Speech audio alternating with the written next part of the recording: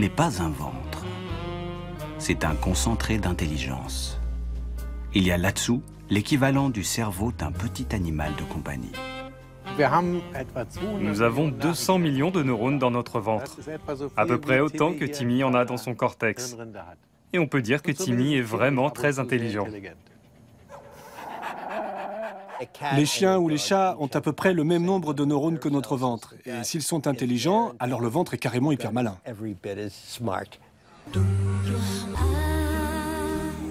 La science nous réserve des surprises en redécouvrant ce que le sens commun sait depuis longtemps.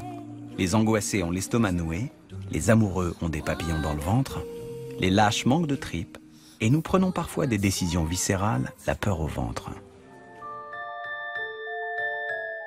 Nous ressentons parfois très clairement que notre cerveau n'est pas le seul maître à bord. Mais que savent exactement les scientifiques sur ce qui se joue entre ventre et cerveau?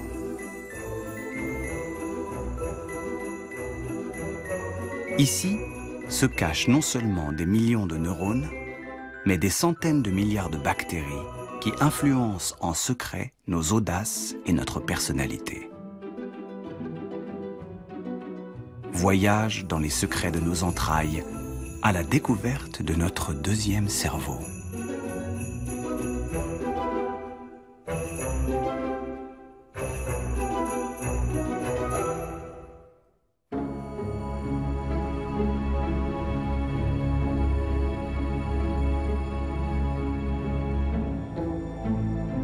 Cette histoire commence à l'université Columbia de New York, lorsque Michael Gershon osa proclamer que nous avons dans le ventre un organe sensible et intelligent.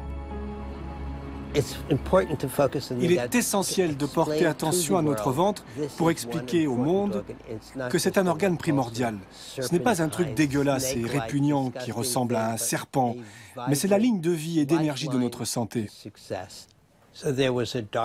Nous vivions une époque sombre qui méconnaissait notre deuxième cerveau et j'ai contribué à le redécouvrir. Comme il s'agit d'une sorte de renaissance, cela fait de moi le Léonard de Vinci de nos entrailles.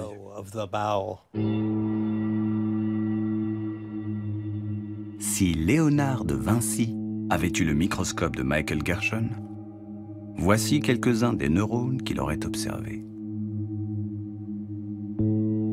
200 millions de ces neurones tapissent la paroi de notre intestin. Répartis tout au long de notre tube digestif, ils nous permettent de digérer.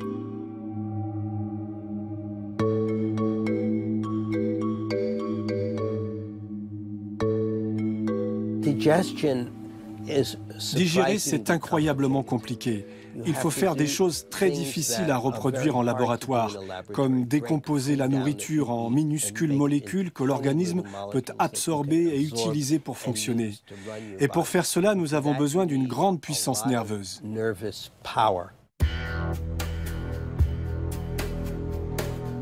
Nos deux cerveaux se ressemblent comme des frères. Système nerveux central pour le cerveau du haut, système nerveux entérique pour le cerveau du bas. Même leurs noms scientifiques sont similaires. Mais était-ce bien nécessaire que l'évolution nous dote de deux cerveaux séparés? La raison pour laquelle l'évolution a délocalisé ce cerveau est semblable à la raison pour laquelle nous avons des micro-ordinateurs sur nos bureaux. Délocaliser le travail en périphérie, au niveau de l'intestin, c'est plus efficace. De cette façon, le cerveau n'a pas à être connecté à l'intestin avec des câbles géants. Il n'a pas besoin non plus de grossir de plusieurs millions de neurones supplémentaires.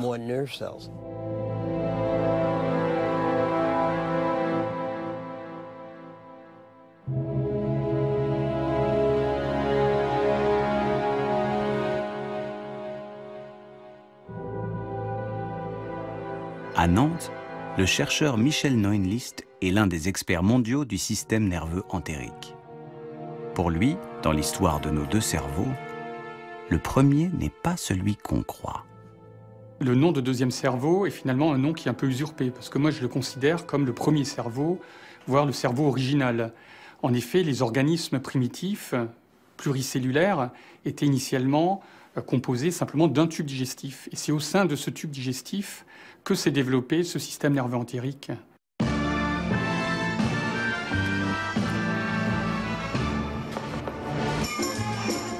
Si l'on remonte le cours du temps, on s'aperçoit que c'est pour mieux nous nourrir que l'évolution a développé notre cerveau du haut.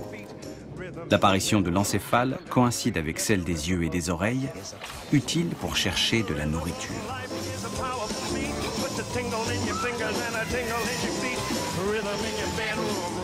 Sans cette division des tâches, nous consacrerions encore toute notre énergie à digérer, digérer et encore digérer.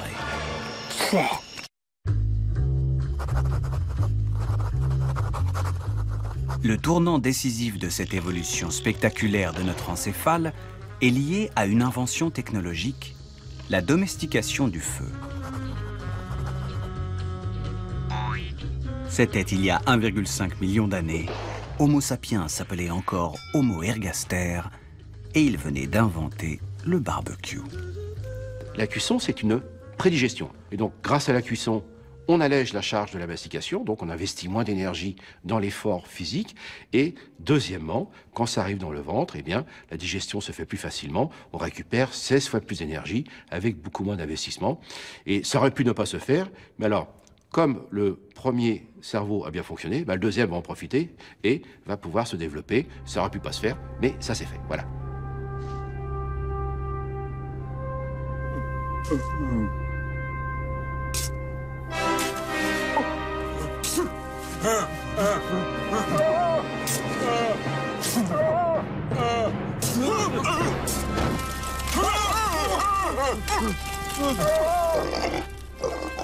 En tout cas, la cuisson a permis de faire sauter des verrous physiologiques, c'est-à-dire des contraintes liées à l'énergie nécessaire disponible pour un gros cerveau.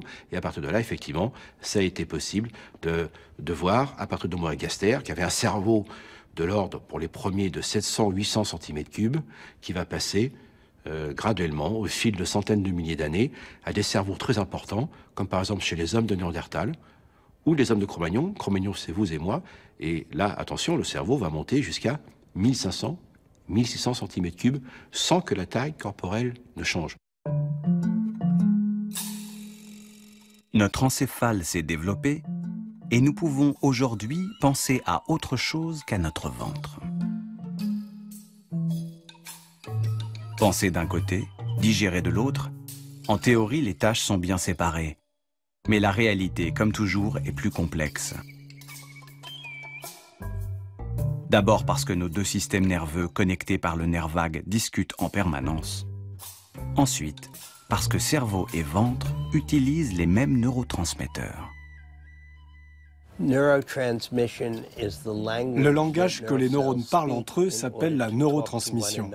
Et les neurotransmetteurs sont les mots que chaque neurone émet de façon à ce qu'un autre neurone le comprenne. La sérotonine est l'un de ces mots.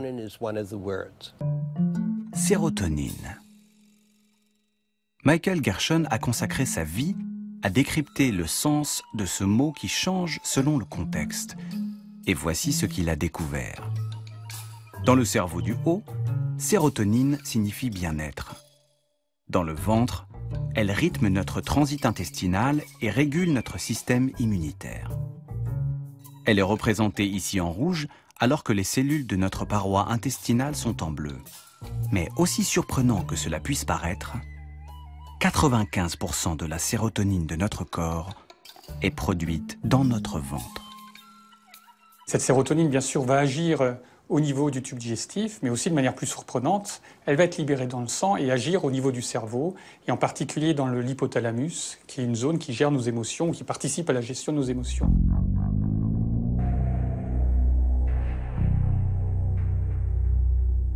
En clair, lorsque ventre et cerveau parlent entre eux, les messages qu'ils s'échangent transitent par le nerf vague.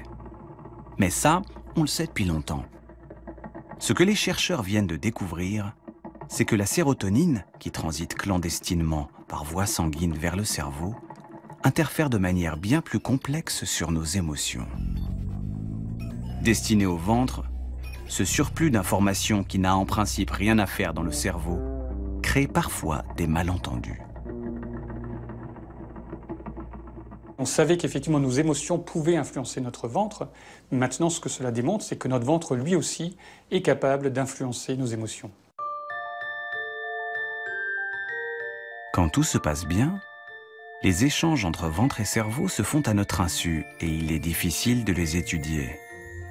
Et comme toujours en science, c'est en observant ce qui se passe mal qu'on comprend mieux les choses.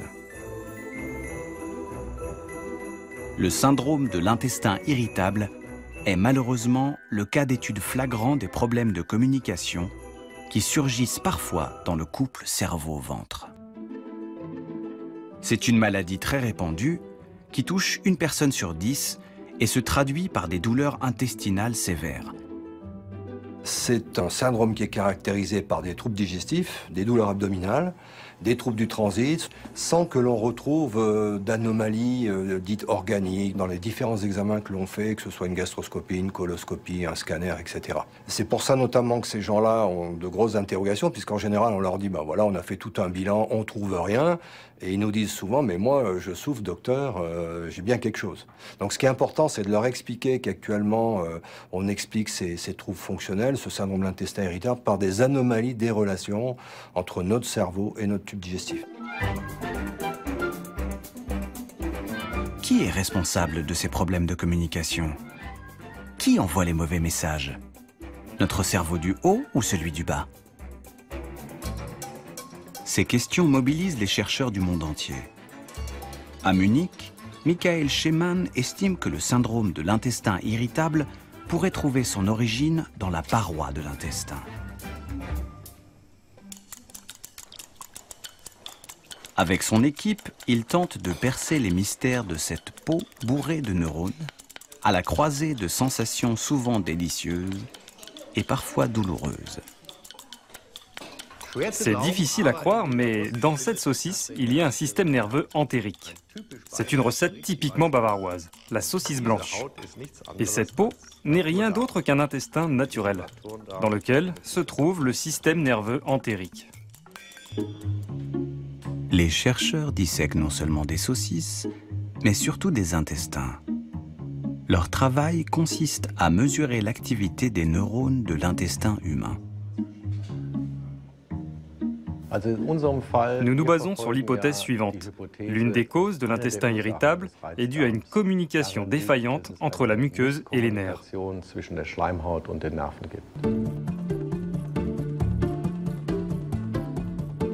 Pour tester cette hypothèse, Michael Schemann compare l'activité neuronale des muqueuses de patients sains avec celle de patients malades. Et voilà le résultat sur un intestin malade. Ce film est la toute première représentation visuelle des signaux émis et reçus par les cellules nerveuses de notre intestin. Il montre que les neurones sont bien plus actifs chez les malades que chez les patients sains. Nous en concluons que ces patients souffrent effectivement d'un système nerveux hypersensible, une espèce de névrose de l'intestin si l'on veut. Michael Schemann espère que sa découverte aboutira bientôt à un médicament qui parviendra à normaliser cette hyperactivité neuronale.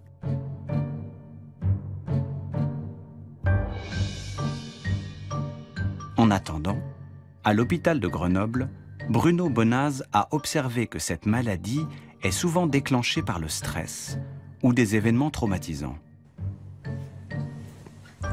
Il pratique une méthode plus globale pour soulager ses patients. Je laisse vous asseoir. Vous respirez lentement, calmement et profondément. Et vous êtes sereine, vous êtes souriante. Vous êtes complètement détendue, complètement relâchée. Pourquoi c'est le ventre qui encaisse tout ça? Je crois qu'il y a beaucoup de choses que l'on met de façon inconsciente au niveau de son ventre.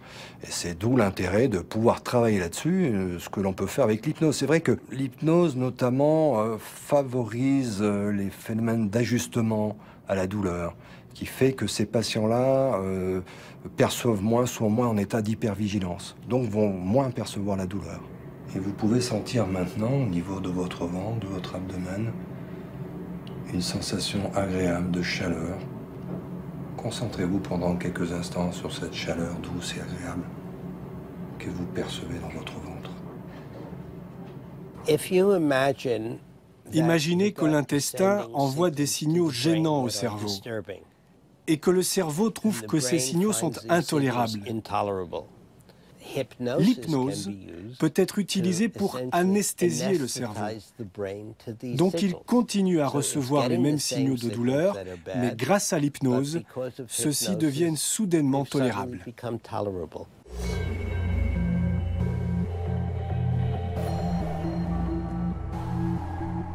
Sans qu'on en comprenne encore les mécanismes exacts, l'imagerie cérébrale a permis de localiser les effets de l'hypnose sur des cerveaux de patients soumis à des douleurs intestinales. Donc ici, vous avez 4 coupes de cerveau. Lorsque vous faites des douleurs abdominales, eh bien, vous allez activer des zones qui sont représentées ici, comme le tronc cérébral ici, le thalamus, le cortex insulaire ici, le cortex cingulaire antérieur et le cortex frontal. Et on sait maintenant que l'hypnose est capable de moduler l'activation de ces zones qui sont impliquées dans la douleur.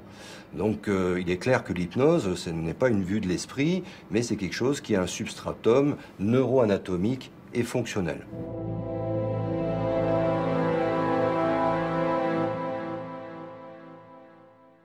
Les scientifiques commencent à peine à décrypter la conversation secrète qui se tient à notre insu entre ventre et cerveau. Notre esprit est sans cesse influencé par la chimie interne de notre corps. Même nos rêves, cette expression la plus mystérieuse de notre âme, sont particulièrement sensibles aux émissions de sérotonine qui se font pendant notre sommeil. L'inconscient, cette notion découverte dès l'Antiquité et réinventée par Sigmund Freud, serait-il situé dans notre ventre ? Le système nerveux entérique peut affecter la manière dont nous nous sentons et comment notre cerveau fonctionne en adressant des signaux au cerveau. Ces messages n'atteignent pas notre conscience, mais peuvent changer la manière dont notre esprit perçoit le monde. Notre capacité à penser de manière positive, à résister à la dépression et à l'anxiété peut être influencée par les messages que le ventre envoie au cerveau. C'est dans ce sens que notre ventre contribue à notre inconscient.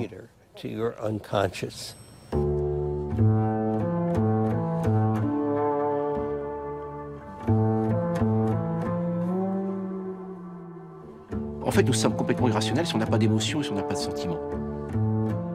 Freud, c'est quand même passionnant comme approche parce qu'il dit que moi n'est pas en sa demeure. En tout cas, peut-être pas dans le cerveau. Et peut-être que la demeure de moi est peut-être là. Donc peut-être que moi est plutôt dans le ventre. Ouais, moi ça me plaît bien. Ouais. Psychanalyse gastrique, ça me plaît.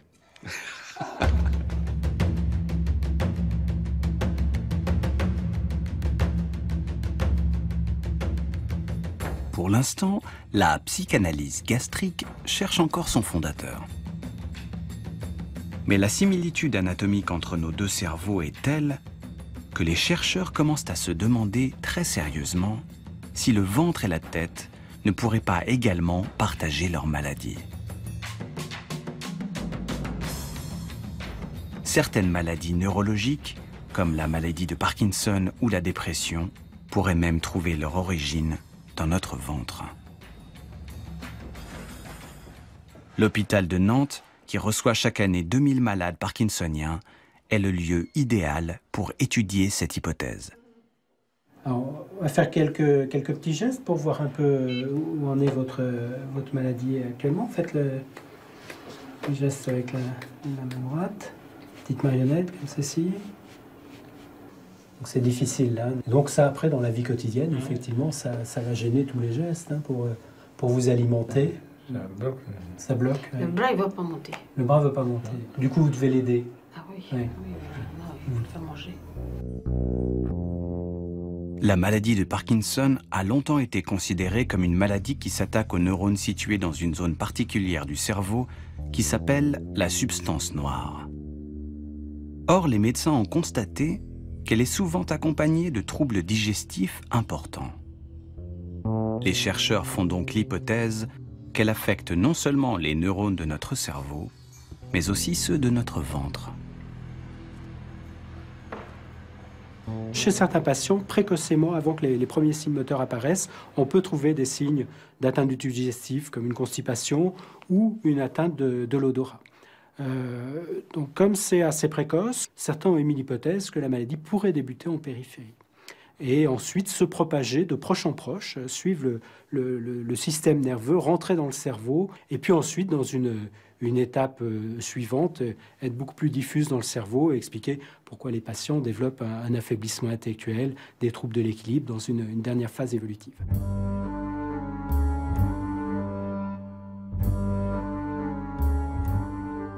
L'origine réelle de la maladie, dans le ventre ou dans la tête, n'a pas encore été établie. Mais Michel Neunlist et les neurologues de l'hôpital de Nantes veulent en avoir le cœur net. En 2006, ils décident de travailler ensemble pour prouver qu'on peut diagnostiquer la maladie de Parkinson avec une simple biopsie intestinale du vivant du patient.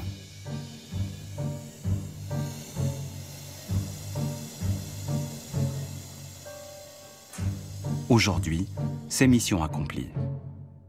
Dans une simple biopsie de routine, il y a 150 neurones et leur état en dit long sur ceux de notre cerveau.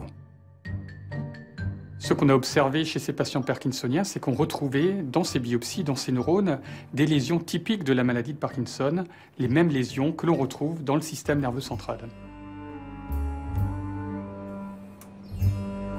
Ce résultat est extraordinaire. Alors qu'une biopsie du cerveau est potentiellement dangereuse pour le patient, la biopsie intestinale est un acte sans danger. Pour un gastro-entérologue, personnellement, moi je n'aurais jamais imaginé pouvoir participer à la compréhension ou au diagnostic des maladies neurologiques. Et pourtant, dans le cas de la maladie de Parkinson, on peut visualiser, donner des informations sur ce qui se passe dans le cerveau, à partir de notre cerveau dans l'intestin, comme si on ouvrait une fenêtre sur le cerveau. Et ça, c'est absolument génial. La découverte des chercheurs nantais suscite un énorme espoir. D'ici 2 ou 3 ans, ils espèrent pouvoir pratiquer ces biopsies en routine chez les personnes à risque. Puisque les symptômes digestifs de la maladie surviennent parfois 20 ans avant les premiers troubles moteurs, un diagnostic précoce pourrait permettre de traiter la maladie plus tôt et donc plus efficacement. En attendant, l'idée de regarder le ventre pour mieux soigner la tête commence à gagner du terrain. Le ventre comme une fenêtre ouverte sur le cerveau est une idée qui a été validée pour la maladie de Parkinson. La question qui se pose maintenant, qu'on va aussi explorer, c'est de voir est-ce que cette hypothèse s'applique à d'autres maladies neurodégénératives, et en particulier la maladie d'Alzheimer ou d'autres pathologies, cette fois-ci plus neurodégénératives, mais peut-être aussi comportementales, comme l'autisme ou des pathologies psychiatriques.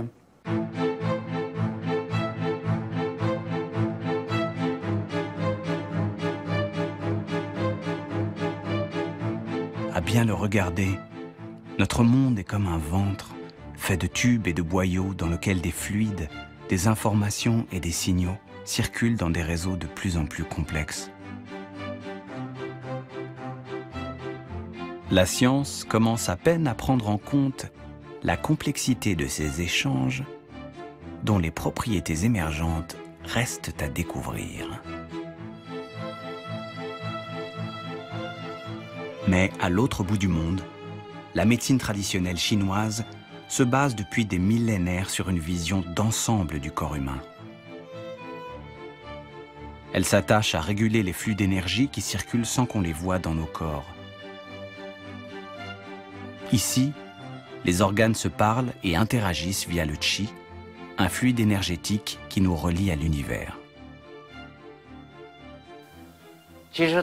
Les différents systèmes médicaux sont basés sur leur contexte culturel. Dans la médecine occidentale, on se concentre sur le local. On divise le corps en différentes parties pour en étudier précisément le fonctionnement spécifique. Mais la médecine chinoise est basée sur une vision holiste, globale. Elle s'intéresse avant tout aux relations entre les différentes parties du corps. Chacune de ces deux visions a ses avantages.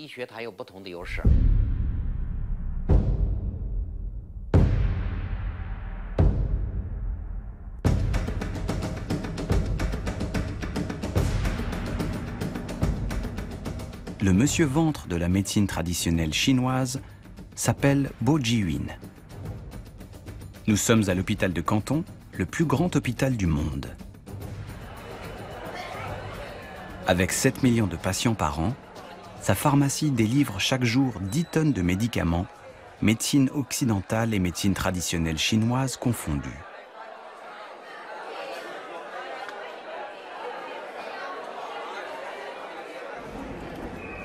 Ici, les aiguilles d'acupuncture côtoient les appareils médicaux dernier cri. Les Chinois pratiquent l'acupuncture depuis 3000 ans sans que le ventre n'y joue un rôle prépondérant.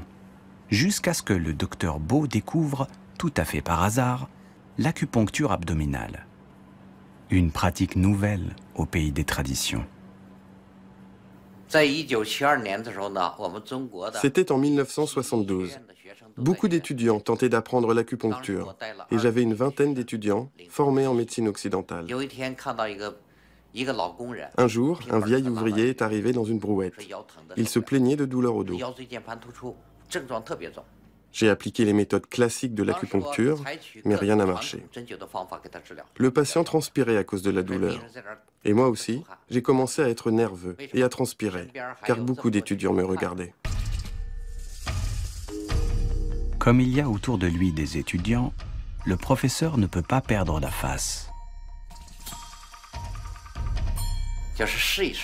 J'ai utilisé 2 points d'acupuncture localisés sur le ventre, sur le méridien gêne, à une grande profondeur. Le patient a immédiatement arrêté de crier et son visage est devenu serein. À l'époque, le professeur Bo est très surpris. La situation de ces points par rapport aux symptômes n'est pas logique. Il se lance alors dans une recherche effrénée pour comprendre comment fonctionne l'acupuncture au niveau du ventre. Et il découvre une zone ultra sensible autour du nombril. Le cordon ombilical est le centre du développement du corps humain. Il joue un rôle très important lors de la croissance de l'embryon. Même après qu'on ait coupé le cordon, le nombril continue à jouer un rôle de coordination de l'ensemble du corps. Mais nous connaissons mal ce système caché. La méthode du professeur Bo tient sur ces 3 cartes. Il a formé plus de 5000 disciples qui pratiquent l'acupuncture abdominale en Asie, en Europe et aux États-Unis. Sur ces images, on peut voir que les organes et les viscères sont en relation directe avec nos émotions et notre état mental. On voit bien que le ventre est en relation étroite avec notre cerveau. Grâce à cette découverte, le professeur Bo soigne désormais de nombreuses pathologies. Aujourd'hui, il reçoit une patiente qui souffre de dépression. Votre situation s'est-elle améliorée? Oui, mais il y a quelque temps, c'est revenu, parce qu'il y a eu des problèmes dans la famille. En médecine traditionnelle chinoise, on dit que pour guérir la maladie, il faut chercher la source. Et où se trouve la source? Dans le ventre. Allongez-vous, on peut commencer la séance.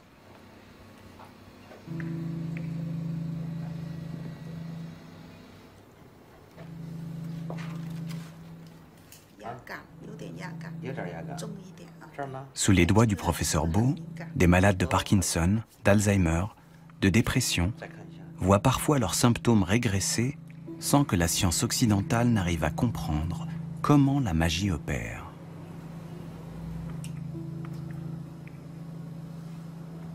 Faut-il accepter l'idée qu'il existe une anatomie énergétique qui n'est pas décrite dans les livres de médecine?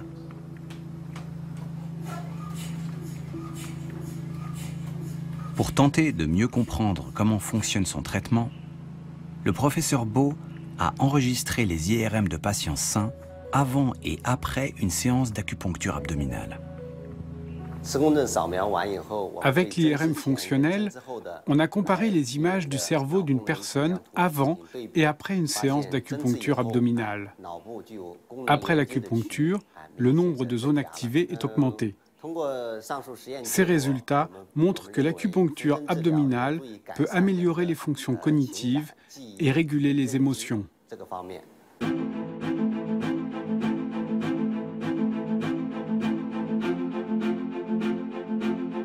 En Orient comme en Occident, les scientifiques admettent qu'ils sont loin d'avoir tout compris à l'axe cerveau-ventre. Et leurs recherches ont débouché sur une découverte stupéfiante. «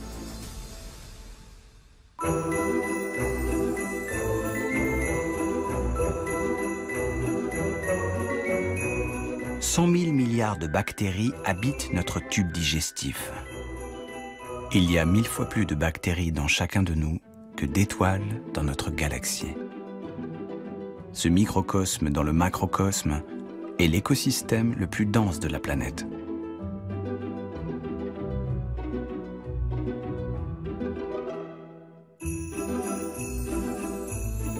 Il y a 100 fois plus de bactéries dans notre ventre que de cellules dans notre corps.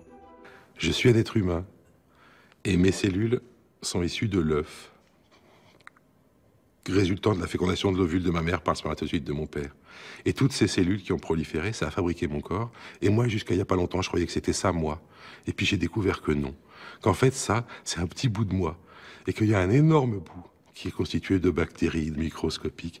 Et qu'en fait, je suis un écosystème.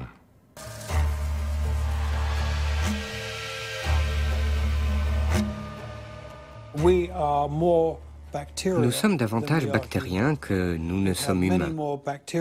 Nous avons bien plus de cellules bactériennes dans notre corps et sur notre corps que nous n'avons de cellules humaines. Nous avons plus d'ADN bactérien que nous n'avons d'ADN humain. On pourrait dire que nous sommes un véhicule à bactéries. À l'université McMaster d'Hamilton au Canada, Stephen Collins cherche à comprendre comment fonctionne cet écosystème organisé que les chercheurs appellent désormais le microbiote.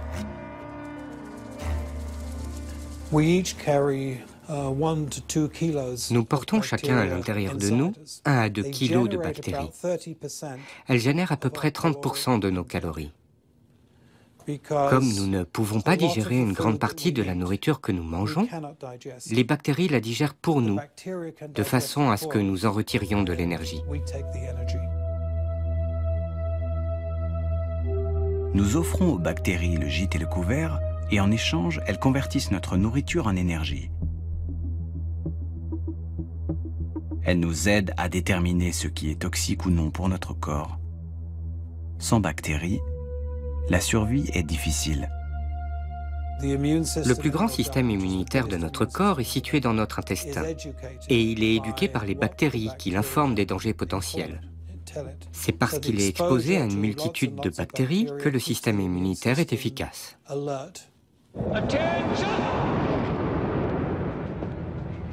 To the world at large, we are merely germs, small, insignificant bacterial growths.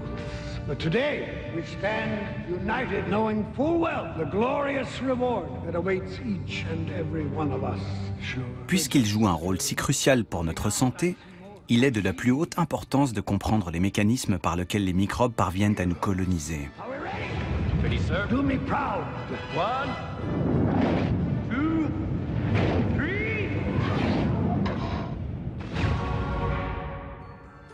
Stérile dans le ventre de sa mère, le bébé va être colonisé par des centaines de milliards de microbes dès sa première journée de vie. Les premières bactéries à s'installer à l'intérieur de l'intestin vont sélectionner les nouvelles arrivantes, jusqu'à se stabiliser et composer une signature personnelle, comme une espèce d'empreinte digitale.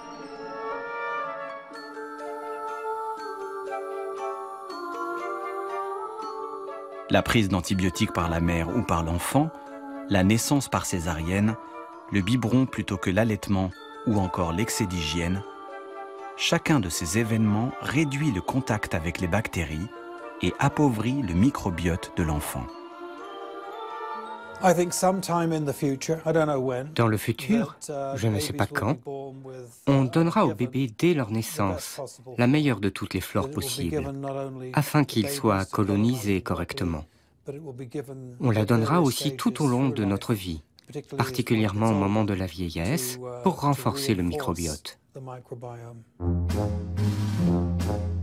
Pour trouver la recette du microbiote idéal, encore faudrait-il savoir quelles sont les bactéries qui le composent. À l'INRA, Duško Erliš tente de mieux comprendre cette population mystérieuse qui nous habite depuis qu'Ève a croqué dans la pomme de la connaissance. Et pour cela, il a décidé d'étudier le génome de notre microbiote en entier. Oui, étudier le génome d'un organisme composé de 100 000 milliards de bactéries. Ce projet discret, appelé programme META-HIT, est en réalité bien plus ambitieux que le décodage du génome humain.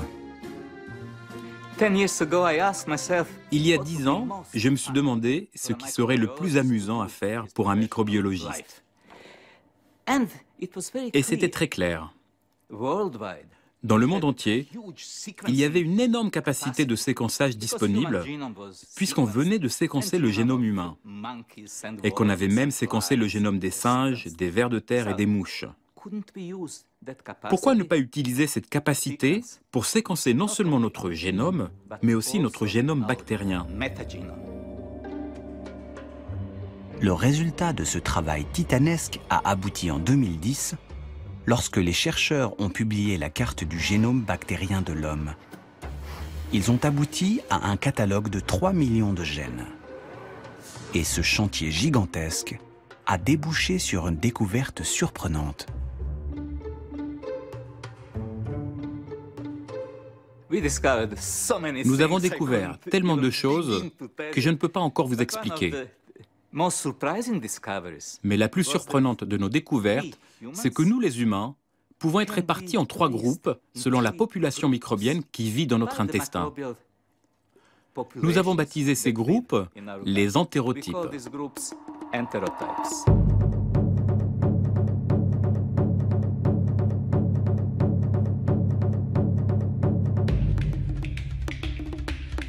Donc, en plus des groupes sanguins, nous sommes divisés en 3 groupes de bactéries intestinales que Duško appelle les entérotypes. Leur différence réside dans leur capacité à convertir la nourriture en énergie. Les 3 produisent des vitamines, mais à des degrés différents. Les entérotypes ne semblent liés ni à une situation géographique, ni à la race, ni au sexe, ni à l'âge. Vous pouvez avoir un entérotype bien plus proche d'un Japonais que de votre voisin de palier. Nos gènes, notre environnement, notre nourriture, Duško et ses collègues n'ont pas encore compris ce qui détermine ces 3 entérotypes. Mais ils tentent de déterminer par quels moyens les milliers d'espèces de bactéries qui composent notre microbiote interagissent avec notre corps.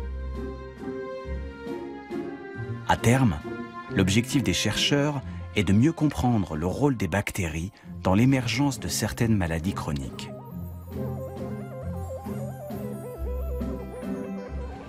Nous sommes habitués aux analyses de sang et d'urine. Bientôt, les médecins analyseront nos selles pour connaître la composition exacte de notre microbiote.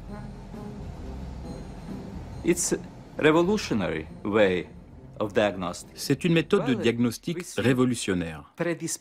Nous voyons la prédisposition au diabète de type 2, la prédisposition aux maladies cardiovasculaires, aux maladies du foie, et ceci simplement en examinant le microbiote des gens.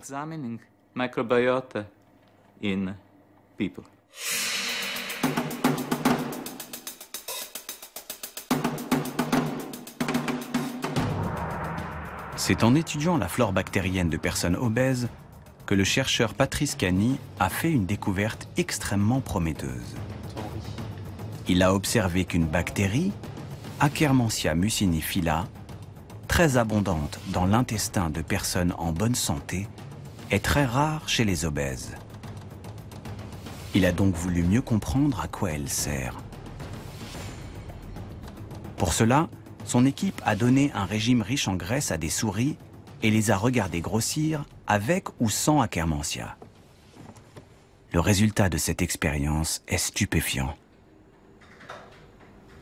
En ingérant la même quantité de nourriture riche en gras, les animaux qui ont reçu la bactérie grossissent 2 fois moins. Ce qu'on a pu mettre en évidence, c'est que le tissu adipeux des animaux recevant un régime riche en graisse mais traité avec la bactérie stocke moins d'énergie.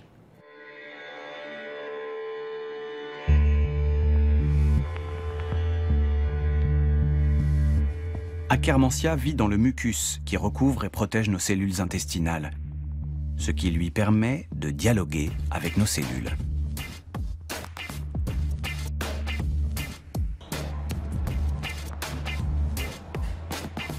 Les chercheurs ont réussi à trouver comment cette bactérie communique avec les cellules de la paroi intestinale des souris. Ce qu'on fait là, c'est qu'on analyse les gènes de la souris. Et ce qu'on a pu mettre en évidence, c'est que la bactérie Akkermansia était capable, au final, d'activer des gènes de la souris qui induisent une augmentation de la capacité de la souris à brûler les graisses. Et donc, au final, la souris prend 2 fois moins de graisse ou de masse grasse sous régime riche en graisse qu'une souris qui ne reçoit pas la bactérie Akkermansia muciniphila. Il est probable que cette pipette contienne la poule aux œufs d'or. Nous mangerons bientôt cette bactérie vivante dans un yaourt ou une pilule. Mais nous aidera-t-elle vraiment à lutter contre l'obésité ? Je pense que d'un point de vue thérapeutique, le but est d'améliorer la condition des patients obèses et diabétiques de type 2, mais jamais de dire, et je pense que ça ne marchera jamais non plus, ça c'est ma conviction personnelle, administrer cette bactérie en même temps que manger ce que l'on a envie vous protégera de l'obésité. Je pense que ça, ce n'est pas possible. Aujourd'hui, les chercheurs estiment que l'obésité est due à 10% à des facteurs génétiques, à 10% aux bactéries et à 80% à notre comportement. Elle dépend donc pour une large part de notre volonté. Mais lorsqu'on invoque la volonté, cela veut-il forcément dire que nous sommes les seuls à décider ? Notre cerveau règne-t-il en maître sur notre personnalité ou bien est-il sous influence ? C'est ici, dans le laboratoire ultra stérile de Stephen Collins, que se trouve peut-être la réponse. Une souris stérile sans aucune bactérie se comporte de façon très étrange. Elle prend des risques, elle est presque irresponsable. Quand vous mettez des bactéries dans le ventre de ces souris, leur comportement change. Elles ne prennent plus autant de risques. Elles deviennent très prudentes. Peut-être que les bactéries disent « Nous voulons survivre, donc vous avez intérêt à bien vous comporter ». Mais Stephen Collins ne s'arrête pas à ce simple constat. Dans cette expérience, il a choisi 2 lignées de souris, l'une plutôt active et téméraire, l'autre plutôt calme. Puis, il a administré à chaque lignée le microbiote de l'autre. Nous avons pris des souris très calmes et nous avons transplanté leur microbiote dans des souris qui sont notoirement agressives, qui s'appellent les souris suisses. Et les souris agressives sont devenues calmes.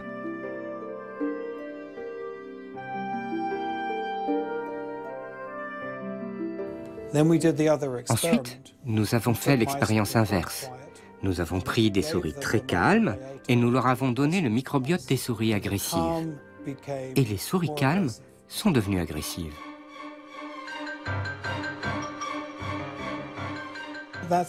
C'est la preuve expérimentale que le microbiote influence le cerveau.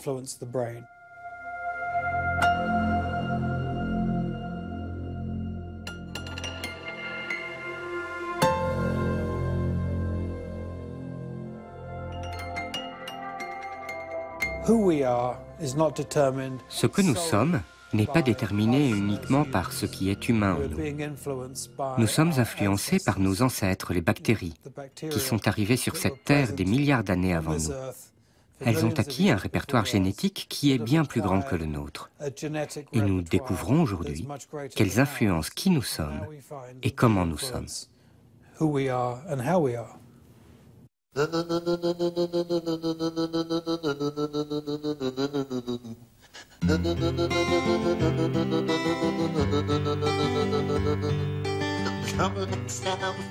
La démonstration de Collins fait le tour du monde. En Europe, d'autres scientifiques rendent des souris plus aventureuses en leur faisant tout simplement manger des bactéries. On connaissait déjà des éléments de ce genre-là avec un certain nombre de parasites, cette fois-ci pas des bactéries mais des petits eucaryotes qui vont habiter dans des organismes et vont modifier le comportement de ces organismes en servant mieux leurs intérêts. Alors, l'exemple de la toxoplasmose est amusant, puisque ces petits parasites vont se retrouver dans des souris, et quand ils sont dans des souris, eh bien, ils font que les souris n'ont plus du tout peur des chats. Et voire même, on a l'impression dans certaines études, que les souris sont attirées sexuellement par les chats, ce qui est quand même une drôle d'idée. Le résultat étant évidemment qu'elles se font manger par le chat, et ça, c'est l'intérêt du toxoplasma, parce que le toxoplasma, c'est dans le chat qui se développe bien.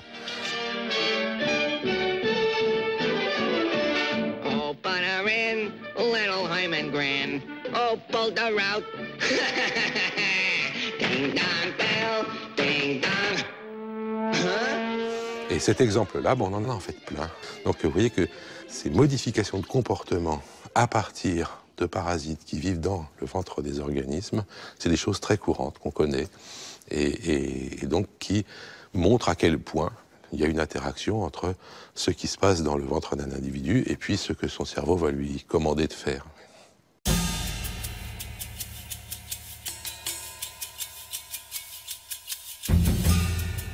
Avant de conclure que les bactéries nous manipulent, il faudrait d'abord prouver qu'il est possible de transposer sur les humains ce qui marche sur des souris. Pour modifier la flore intestinale des humains, nous disposons de deux outils. Les antibiotiques pour tuer les mauvaises bactéries et les probiotiques pour développer les bonnes. Les probiotiques sont des levures et des bactéries vivantes censées être bénéfiques pour la santé. On les trouve par exemple dans les yaourts. Un doute plane encore sur leur réelle efficacité, du fait que les recherches sont en partie financées par ceux qui les commercialisent. En Europe, les groupes agroalimentaires ont été priés de retirer toute allégation santé sur leurs produits lactés enrichis en probiotiques. Pour couronner le tout, évaluer l'efficacité des probiotiques n'est pas une mince affaire. La vie n'est pas simple, hein, même chez les bactéries. Et une seule bactérie est une usine qui fabrique des milliers de molécules. Et généralement, pour corser le tout, dans une préparation de bactéries probiotiques, on met plusieurs de ces bactéries, ce qui fait que ça augmente encore la complexité. Et donc on est très très loin du schéma classique, c'est-à-dire une molécule, une action.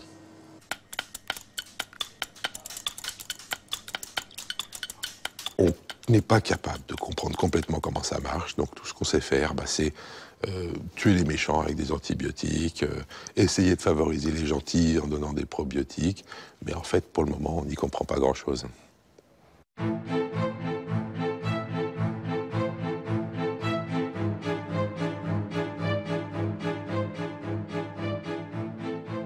Au Centre de neurobiologie du stress, à Los Angeles, Kirsten Tillich était sceptique elle aussi. Comment la prise de probiotiques pourrait-elle avoir un effet sur la réponse au stress? Pour en avoir le cœur net, Kirsten et son équipe ont testé l'effet des probiotiques sur le cerveau de femmes en bonne santé. Nous avons décidé d'étudier des femmes en bonne santé, sans douleur intestinale, sans inconfort gastrique, sans anxiété ni dépression. Le test que nous leur avons montré est utilisé couramment pour voir comment les gens répondent à des images émotionnellement négatives.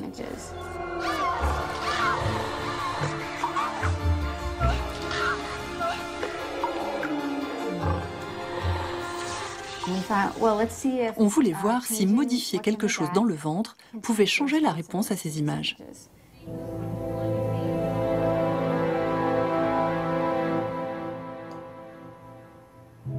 Pendant 2 semaines, les chercheurs ont donné à un groupe de 60 femmes en parfaite santé des yaourts avec et sans probiotiques. Et ils ont regardé si leur cerveau réagissait différemment au stress. You ready to start the task? Okay, here we go. Ce que nous avons trouvé, c'est que chez les femmes qui avaient pris le probiotique, un réseau de régions du cerveau était moins actif. Donc, celles qui ont pris les probiotiques sont moins réactives à ces images. Dans leur cerveau, quelque chose a été modifié dans leur réponse à l'environnement, face à des images négatives et potentiellement menaçantes. C'est la première étude qui montre que donner un probiotique modifie quelque chose dans le cerveau.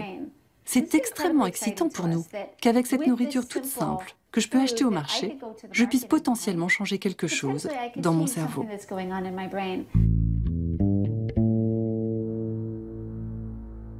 Même les chercheurs les plus enthousiastes recommandent la prudence face à ces recherches très récentes, notamment parce qu'on ne connaît pas encore très bien les effets secondaires des bactéries sur nos corps.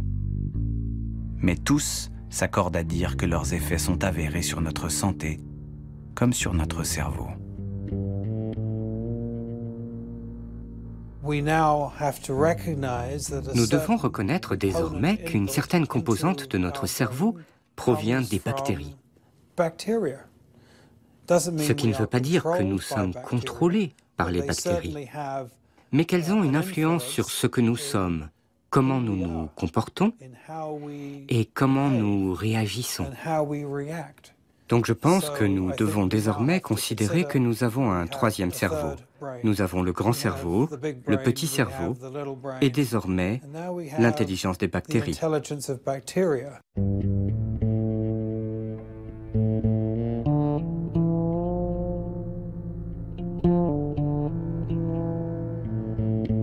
En science, on n'avance pas qu'en faisant des découvertes, on avance aussi en changeant de modèle, ce qu'on appelle des paradigmes. Ce que nous sommes est lié à une histoire et à nos environnements, et ces environnements, c'est à la fois externes et ce qu'on découvre également interne, et ça c'est fabuleux.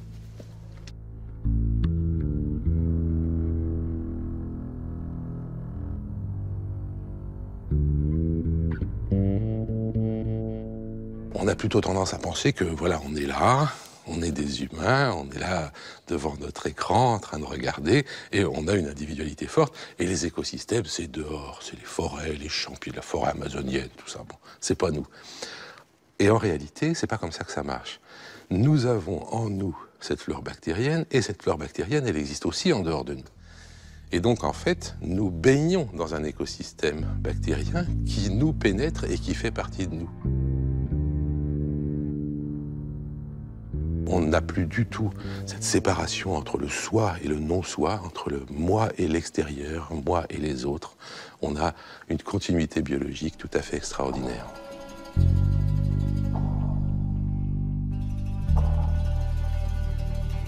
La vision que les scientifiques ont de notre corps a changé. Ce que nous prenions pour le fondement ultime de la réalité, notre individualité, n'est sans doute que le reflet d'une réalité plus complexe, essentiellement faite de messages, de réseaux et de connexions encore très mystérieuses. Nous sommes désormais des milliers de gènes, des milliards de neurones et des centaines de milliards de bactéries. Nous sommes une multitude de liens et d'informations dont la complexité nous dépasse encore et toujours.